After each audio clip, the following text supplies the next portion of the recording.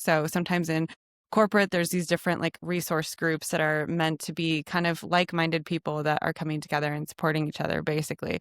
And there was this women's resource group. And so I kind of just happened to find it. And it just felt so, I don't know, like so welcoming, so inclusive.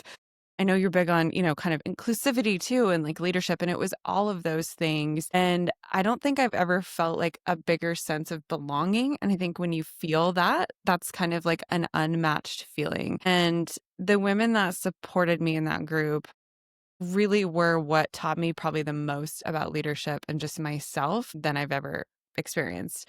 Um, and so getting involved with them and then starting to kind of support them as well and just finding different ways like how can I build community here? Like how can I be the thing that I wish existed or how can I build the thing that I wish existed? Because sometimes I think we wait for it to just come to us, but I was like, gosh, how can I create what I want?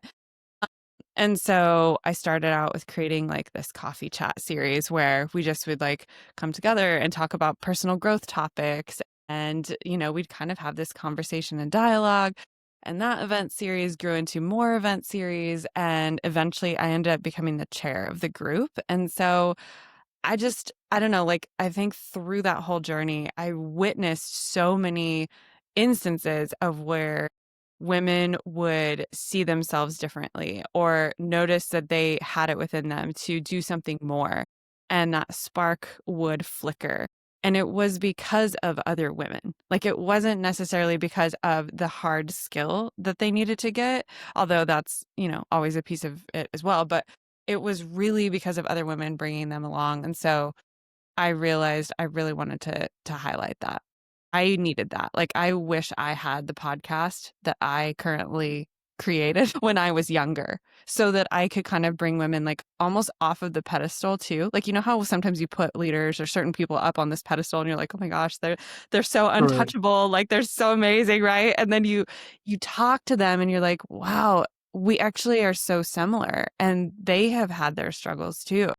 And that is the thing that actually I think connects us the most. So that's the long story of how I got to figure out it was women. Yeah, that's the thing about people, especially when it comes to celebrities. A lot of us don't realize that behind the camera, the glitz and the glamour, they're Yeah. just human just like us.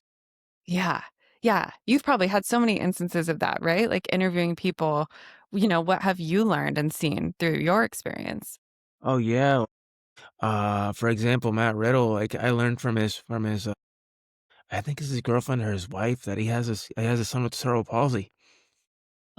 And I actually got to meet her last year for the first time. We got to meet in person. And Wow. she was just really grateful to have met me, and she wants to plan charity for cerebral palsy, and so we connected, we exchanged contact information, and now hopefully we'll work on that together.